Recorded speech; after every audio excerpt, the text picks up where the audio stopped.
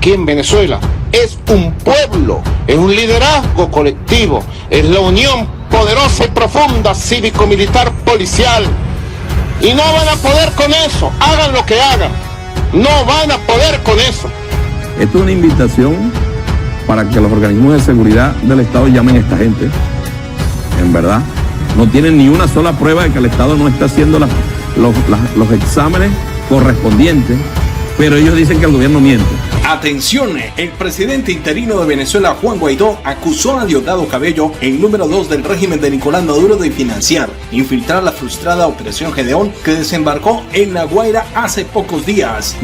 Gracias, Carlos. Mira, yo creo que ya hoy es obvio. O sea, yo creo que luego de la madrugada del pasado domingo, donde todos nos levantamos con esta, digamos, incertidumbre que sucedió en Macuto, como una lancha, una supuesta invasión, además utilizan una palabra, la dictadura, rimbombante. Evidentemente hay todo un plan político detrás de esto para dos cosas de parte de la dictadura. 25.000 venezolanos ya se han devuelto a su país a causa del COVID-19. Venezuela tiene una capacidad muy limitada para recibir a sus nacionales. Diariamente permiten el ingreso de 200 personas por la frontera con norte de Santander, 100 por Arauca, explicó el funcionario en diálogo con la Radio de Colombia. Salen 14 uniformados por botes de armada que terminaron en Venezuela. Mando Naval de la Armada dijo que incumplimiento de procedimientos fue la causa del incidente. En una entrevista en 2014 que concedió Juan Pablo Escobar, hijo del capo del cartel de Medellín, Pablo Escobar, a la periodista María Jimena Duzán por motivo del lanzamiento de su controversial libro Mi Padre, revivió en redes sociales este fin de semana tras desatarse una nueva polémica alrededor del expresidente y ahora senador Álvaro Uribe Vélez. Estados Unidos dijo el miércoles que incluyó a Cuba en la lista negra de países que no colaboran plenamente con la lucha en contra de las sustancias ilícitas,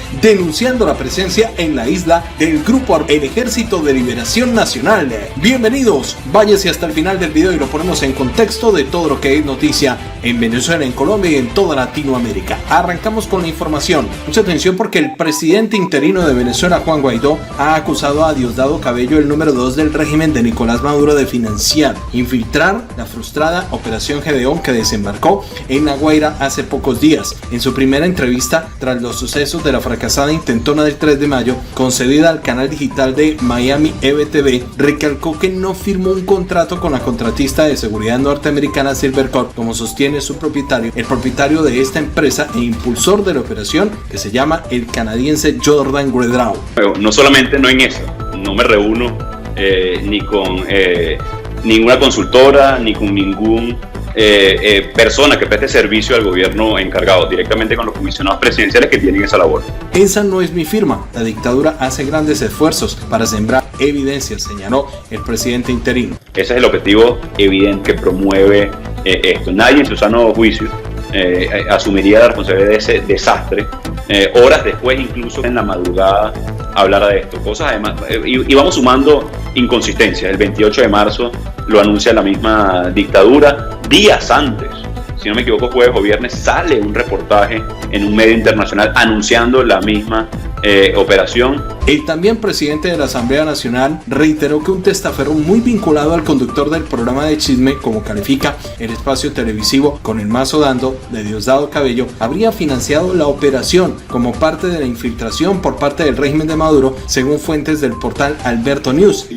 Pretender una supuesta vinculación con alguien que ya hemos demostrado que no tiene ningún tipo, cuando todos, y hago mucha referencia al curso de Estado Mayor, Carla, porque el principal público del mensaje de Maduro no es la sociedad venezolana, que no le queremos nada, no es la comunidad internacional, que hoy tuve también reunión con todos los embajadores, he tenido reunión con los cancilleres que no le creen la versión, evidentemente. Este testaferro pudiera ser Franklin Durán o Wilmer Ruperti, un multimillonario naviero de la órbita chavista. Guaidó indicó que la frustrada operación está siendo investigada, mucha atención, por las autoridades policiales de Norteamérica, federales y legislativas de esta nación, y advirtió las contradicciones en las cifras entre los detenidos y quienes fueron eliminados del régimen.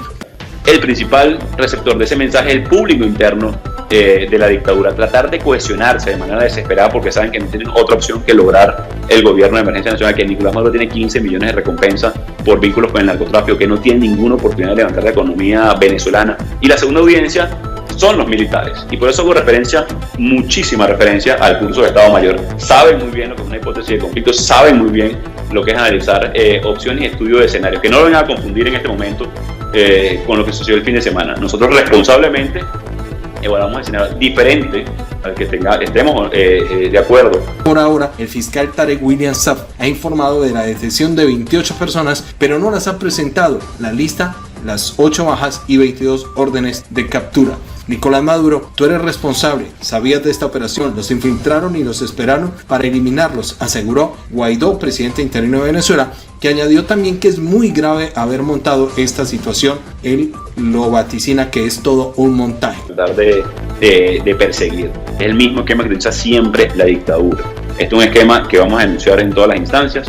Aquí hay financiamiento por parte de la dictadura. Un empresario testaferro muy vinculado al conductor del programa de chismes. Esos son parte de los elementos y la investigación que estamos adelantando, que no queremos dar mucho adelanto para que corra curso además en la justicia internacional. Es muy grave, insisto, el haber montado esta simulación, solamente de hecho punible, porque además si le va sumando elementos. Por otra parte, Juan Guaidó acepta el lunes la dimisión de Juan José Rendón y Sergio Vergara, los dos miembros de su comisión de estrategia que negociaron con Jordan Guedrao para realizar una acción armada para sacar a Nicolás del poder, aunque firmaron un preacuerdo y Rendón le abonó $50,000 para gastos y este negó a ABC que nunca llegaron a dar el visto bueno para que se ejecutara esta operación. El gobierno de Nicolás argumenta que la operación se inició en Río Hacha, Colombia, y fueron por mar a pequeñas lanchas hasta el centro de Venezuela, más específicamente hasta las costas de Macuto y también en Aragua, donde fueron interceptados.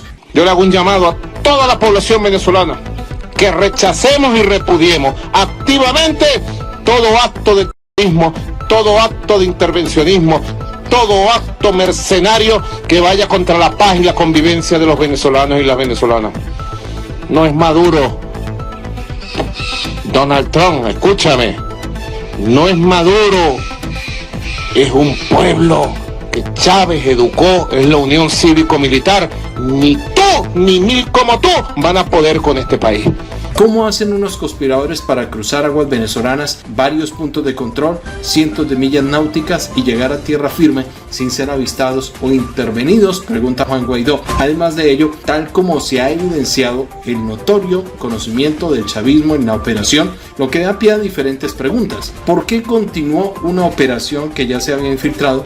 ¿Cuáles y quiénes ofrecieron incentivos para que esto fuera así? ¿Por qué Jordan Guedrao salió a declarar a todos los medios la capacidad y número de oficiales en tierra si se trataba de una misión secreta? Es evidente, el dinero movió los hilos de las cabezas de la operación y unos valientes soldados inocentes incomunicados fueron usados como señuelo en esta operación. La operación Gedeón fue otra treta del chavismo para eliminar a más unidades militares venezolanos, según Juan Guaidó, que se encuentran en desacuerdo con el 90% de la pobreza que azota al país, el socialismo y la calamitosa corrupción que ha permitido el desfalco de millones de dólares del erario público. La comunidad internacional no puede continuar haciéndose el de la vista gorda ante estos atropellos del chavismo. La misma oposición en Venezuela no puede seguir promoviendo los canales diplomáticos ante un cartel de personas que no les importa el pueblo, además que usurpan de manera ilegal el poder en el país. Es momento de restituir el Estado de Derecho y la democracia en el país de Venezuela. Para ello hace falta toda la ayuda internacional y militar posible, afirma el presidente interino Juan Guaidó.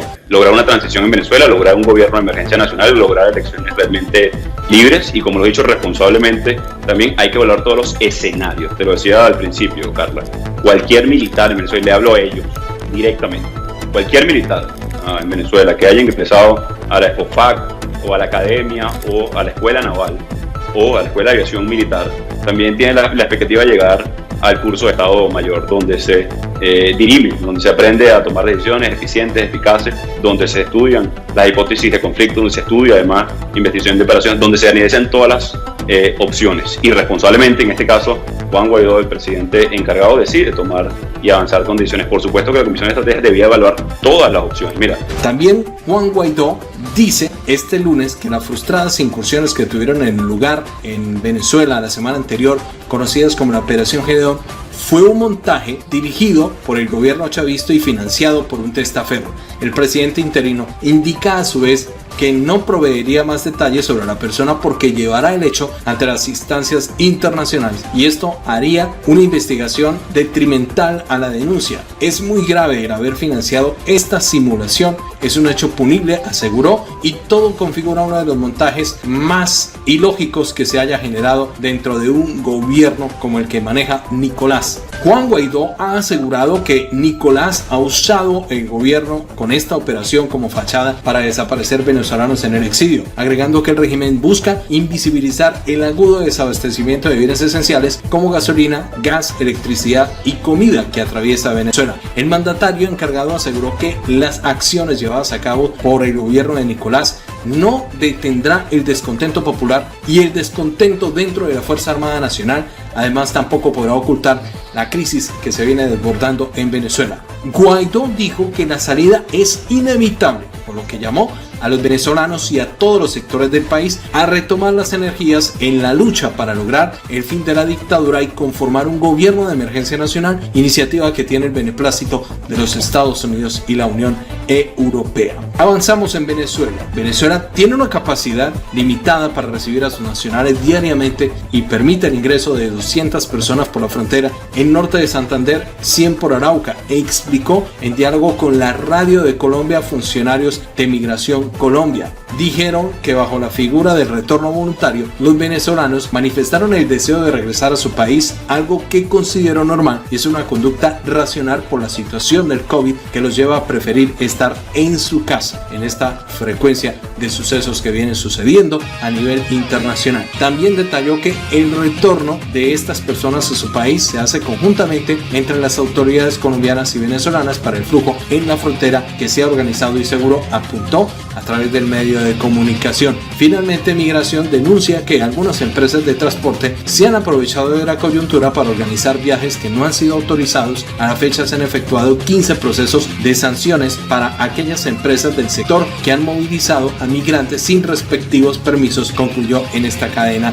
de información. Según las estimaciones preliminares de Migración, se han presentado una disminución del 90% en el tránsito de personas entre Colombia y Venezuela después del cierre de las fronteras, informó el 13 de abril a Blue Radio personal de Migración Colombia. Mucha atención porque en una entrevista en 2014 que le concedió Juan Pablo Escobar, hijo del capo del cartel de Medellín, el temido Pablo Escobar, a la periodista María Jimena Duzán, por motivo del lanzamiento controversial del libro Mi Padre, revivió en redes sociales este fin de semana tras desatarse una muy dura polémica entre el expresidente y ahora senador Álvaro Uribe Vélez. En el video en cuestión, el hijo del capo afirma que Escobar le había puesto precio a la cabeza de Uribe, quien en ese momento era director de la Aeronáutica Civil. Esto yo lo averiguo con personas que eran allegadas a mi padre y supieron de la orden que había dado Pablo Escobar para eliminar a Álvaro Uribe, dice Juan Pablo Escobar en la entrevista originalmente publicada por Semana. Pues, ¿qué te puedo yo decir, María Jimena? ¿Cómo puedo yo juzgar las ofertas que hacía mi padre por acabar con la vida de personas que él consideraba sus enemigos? Yo lo único que puedo decirte es que yo quise acercarme a la verdad sobre todas estas conjeturas y versiones que hay alrededor de la vida de Álvaro Uribe. La razón, según el hijo del capo, era que Uribe había aumentado los controles en el aeropuerto Olaya Herrera en Antioquia, donde Escobar no solo enviaba las avionetas con sustancias ilícitas, sino que era usado a sus anchas por los capos del cartel de Medellín para entrar y salir del país, así como para traer extravagancias como elefantes e hipopótamos que terminaron en el zoológico de la hacienda Nápoles. No me hubiese temblado en absoluto la mano para decir cualquier otra versión que yo hubiese descubierto y que hubiera encontrado como seria para hablar respecto de algún vínculo directo de él con mi padre. Yo no soy uribista, ni le debo ningún tipo de favores a ese señor, ni lo conozco, pero la realidad es que este es un libro que no tiene una agenda oculta. En una de las apartes de la entrevista, la periodista Duzán lo cuestiona sobre la recompensa para eliminar a Uribe, la cual presuntamente era de 500 millones de pesos, unos $128.364 hoy en día. Este es un libro que si tiene que haber dicho que Álvaro Uribe hizo tal o cual cosa, la habría dicho sin ningún tipo de inconvenientes. ¿Y el precio era por qué? ¿El precio de 500 millones es que, por qué? ¿Cuánto vale la vida de una persona? No, pero ¿por qué? ¿Cuál era la amenaza que él representaba en ese momento? No, la amenaza es que se entendía que Álvaro Uribe había incrementado los controles en cuanto a los registros de los vuelos. Mucho más que los 200 millones de pesos que entonces había ofrecido por la eliminación de Luis Carlos Galán, quien a diferencia de Uribe, para la época ya era una figura pública nacional que había controvertido abiertamente a los carteles en Medellín. Por donde quisieran, entraban elefantes, hipopótamos, jirafas y eso no pasaba nada, después de la hora de cierre del aeropuerto. O sea, eso era una gran fiesta que me imagino yo, porque yo también estaba muy pequeño, Álvaro Uribe empieza a incrementar los controles, y esto yo lo averiguo con personas que eran allegadas a mi padre y que supieron de la orden que había dado para matar a Álvaro Uribe. ¿Qué puedo decir? ¿Cómo puedo yo juzgar las ofertas de mi padre para acabar con las personas que él consideraba sus enemigos? Lo único que puedo decir es que quise acercarme a la verdad sobre estas conjeturas y versiones que hay alrededor de la vida de Álvaro Uribe, y no me hubiese temblado la mano para decir cualquier cosa o cualquier otra versión que yo hubiese descubierto y que hubiera encontrado como sería para hablar respecto a algún vínculo directo de él con mi padre, respondió Juan Pablo Escobar. La conversación que yo relato sobre los 250 millones de pesos que cubre, digamos, Fidel Castaño, es de los costos de la operación. Eso, los costos es una cosa y las dádivas o regalos o recompensas son otras. En su momento, en el lanzamiento, el libro, mi padre, trajo controversia sobre el cartel, ya que figuras como el expresidente Uribe o José Obdulio Gaviria, primo de Escobar y cercano colaborador de Álvaro Uribe, salieron bien librados de este relato. Al respecto, Juan Pablo Escobar afirma: yo no soy uribista ni le debo ningún tipo de favores a este señor, ni lo conozco, pero la realidad es que este es un libro que no tiene una agenda oculta, que si tengo que haber dicho que Álvaro Uribe hizo tal o cual cosa, habría dicho sin ningún tipo de inconvenientes. El video volvió a ver la luz tras ser compartido entre fervientes uribistas como Hernán Cadavid, ex asesor de Uribe, o la candidata uribista al Senado Anina Bello, entre otras figuras públicas y tuiteras afines del Centro Democrático, después de que la Corte de Justicia obligara a un fallo en contra del senador opositor Gustavo Bolívar a retractarse por una serie de afirmaciones que hizo sobre el exmandatario. Bolívar, tras recibir el fallo que hizo la Corte, había enviado la retractación en 2 de los trinos para que Abelardo de la Espriella, uno de los abogados de Uribe, hubiera demandado por injuria y calumnia al senador en su mensaje aceptando el fallo, y dijo que eran mediocres para celebrar esto como una victoria, y culminó compartiendo nuevamente los trinos en los que la Corte no ordenó la retractación. En dichos trinos se afirma, entre otras cosas, que Álvaro Uribe debería haber estado preso desde los tiempos en que dirigía la Aeronáutica Civil por su relación con los carteles y en especial con Pablo Escobar. El video del hijo comenzó a ser compartido por redes de cuentas uribistas con respuesta a estos comentarios del senador Bolívar. Atención, Estados Unidos dijo el miércoles que incluyó a Cuba en su lista negra de países que no colaboran plenamente en la lucha contra el flagelo de las sustancias ilícitas, denunciando la presencia en la lista del grupo al margen de la ley colombiano conocido como el Ejército de Liberación Nacional. Cuba sumó a otros 4 adversarios, de los cuales se conoce Corea del Norte, Venezuela y 2 países de Medio Oriente que no obtuvieron la certificación 2019 bajo la ley estadounidense que afecta a las exportaciones de artículos y servicios de defensa. Este es el primer año en que Cuba ha sido certificada como no totalmente cooperante desde el 2015, dijo el Departamento de Estado en un comunicado. El texto también cita la presencia de Cuba en negociadores de los rebeldes colombianos del ELN que viajaron a La Habana en 2017 para poder sostener conversaciones de paz con el gobierno en Bogotá, pero no ha regresado. La negativa de Cuba compromete productivamente con el gobierno colombiano y demuestra que no está cooperando con el trabajo de Estados Unidos para apoyar los esfuerzos de Colombia para así garantizar seguridad y oportunidades justas y duraderas para el pueblo, dijo el Departamento de Estado. Seguimos en Colombia.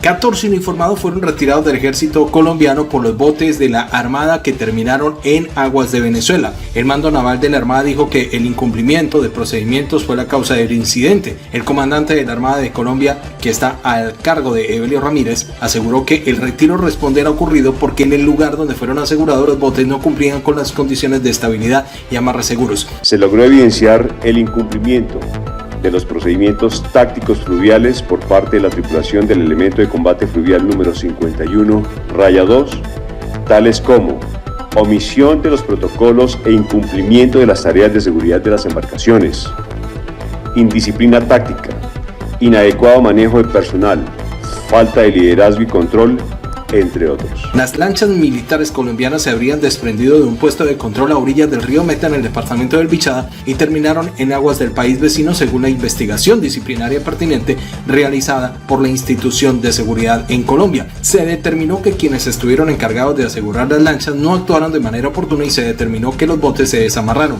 Las lanchas modelo Boston Whaler cargaban equipos de contingencia. Según el comandante de la Armada, hubo fallas en la responsabilidad de mando, planeamiento, control y supervisión por parte de un coronel comandante del batallón de infantería número 51, el capitán que se desempeñaba como jefe de operaciones, y resaltó que dichas lanchas no pueden estar juntas por capacidad de supervivencia. Ramírez señaló que las autoridades colombianas insistirán para que el gobierno venezolano regrese los botes, pues el avalúo de cada uno supera los 170 millones de pesos colombianos, sin incluir el armamento que estaba dentro de las lanchas. El presidente Nicolás aseguró estar dispuesto a devolver las embarcaciones y su homólogo colombiano Iván Duque le hace la solicitud formal al gobierno del país caribeño. Nos vamos para Venezuela. Diosdado Cabello, mucha atención, el segundo al mando en el país, advirtió este miércoles a los científicos venezolanos que alertaron sobre el COVID-19 en el país caribeño. Según el poderoso líder chavista, los expertos académicos generaron una gran atención del pueblo venezolano al advertir un aumento exponencial de los casos de COVID-19. Dijo textualmente Diosdado: yo les voy a decir algo, leí este artículo y las referencias, es una invitación para que los organismos de seguridad del Estado llamen a esta gente. En verdad esto está generando una gran atención, no tienen ni una sola prueba de que el Estado no esté haciendo los exámenes correspondientes, por ello dicen que el gobierno miente. Esto es una invitación para que los organismos de seguridad del Estado llamen a esta gente.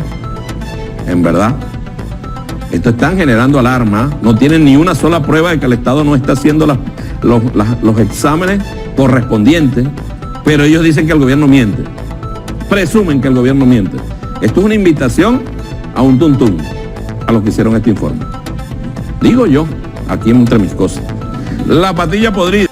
Presumen que el gobierno miente. Esto es una invitación a tuntún a los que hicieron este informe, advirtió Cabello en su programa Con el Mazo, dando en la televisión estatal en Venezuela. El líder chavista hace referencia a un informe de la Academia de Ciencias Matemáticas y Naturales que proyecta el pico del COVID en Venezuela, que podría llegar en junio con los 4.000 casos por día o septiembre con 1.000 casos por día. Cambiamos de noticias. Se viene un panorama oscuro en el 2021 para Colombia por riesgos de racionamientos eléctricos.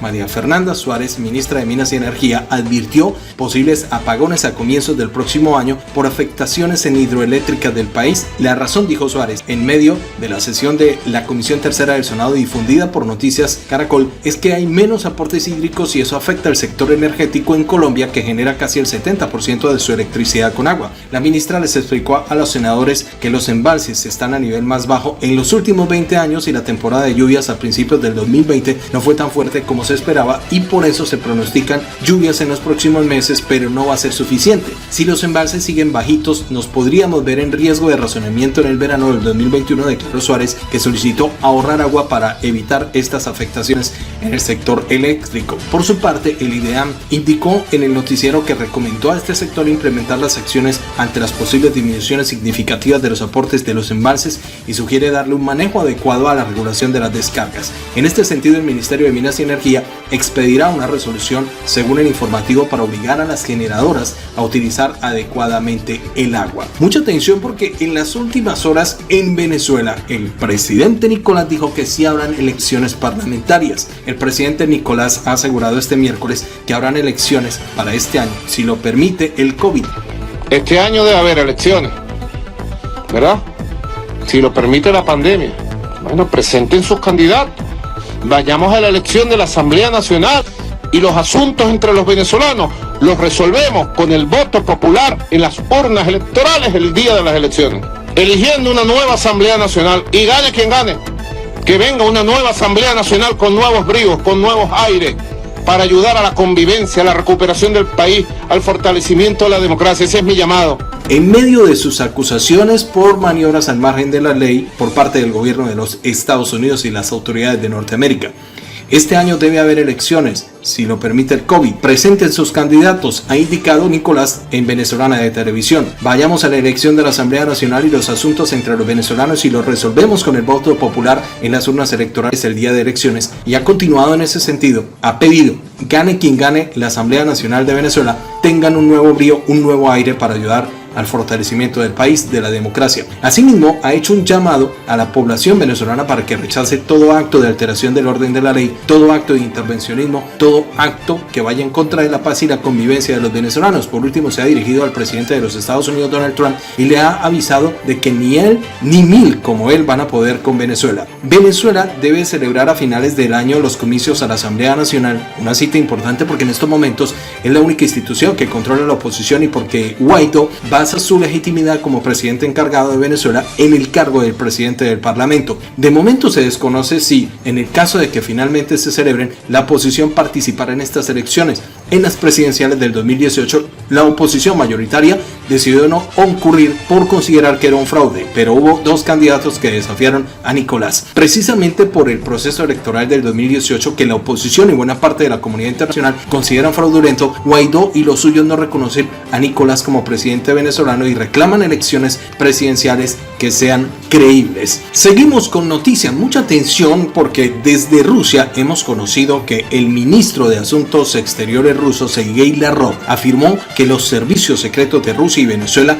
mantienen contactos tras la fallida operación armada que buscaba desbancar a Nicolás del poder en Venezuela y no descartó que Moscú asista a Caracas en esta investigación minuciosa, según lo que están hablando los medios internacionales. En lo que se refiere a la investigación de la invasión de Venezuela por mercenarios que tenían la tarea de perpetrar actos, sabotajes y derrocar al presidente legítimo, los servicios secretos mantienen contactos, declaró el canciller Lavrov en una rueda telemática. El jefe de la diplomacia rusa recalcó que todos los contactos de su país con Venezuela, con su gobierno legítimo, se llevan a cabo en un marco jurídico en base a acuerdos intergubernamentales ratificados por los parlamentos venezolano, ruso y tienen la fuerza de ley. Subrayó que esto también se refiere a la cooperación militar entre ambos países, la prestación del servicio de equipos militares que suministran al país andino. Rusia condenó enérgicamente la llamada Operación Gedeón, que fue repelida por Nicolás y que está acusado en Estados Unidos y por cuya captura las autoridades de este país ofrecen una recompensa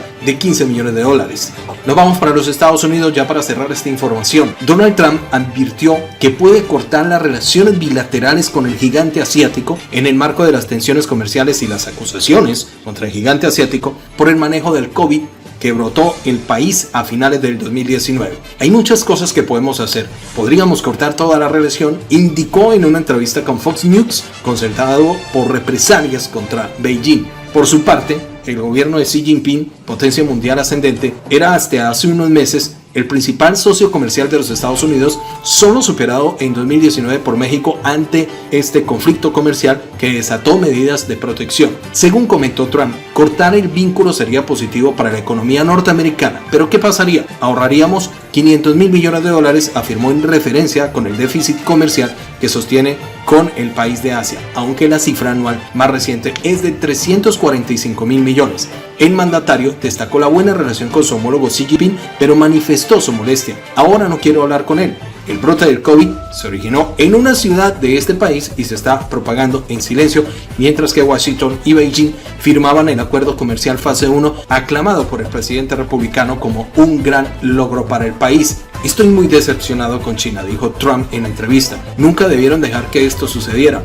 Firmé el gran acuerdo comercial, pero ahora no me parece lo mismo. La tinta apenas se seca y desató la crisis de salud y no siento lo mismo. En virtud del acuerdo de la fase 1 firmado en enero, Beijing se comprometió a comprar bienes estadounidenses por un valor adicional de $200 mil millones durante 2 años, mientras que Washington acordó reducir las etapas de los aranceles de productos chinos. Un periódico estatal de este país ha informado que algunos asesores del gobierno de Beijing estaban instando a nuevas conversaciones con la posibilidad de que invalidaran el acuerdo, pero Trump reiteró que no estaba interesado en renegociar. En esta entrevista que fue grabada, Trump se centró más en la respuesta hacia el gigante asiático que al brote del COVID en el origen de esta enfermedad. Tenemos mucha información y no es buena, ya sé que proviene del laboratorio en Asia vino del país de Xi Jinping y deberían de haberlo detenido, podrían haberlo detenido en su origen, señaló, y todo se salió de control. Respuesta de Donald Trump hacia el conflicto que en estos momentos hay entre Estados Unidos y el país de Xi Jinping.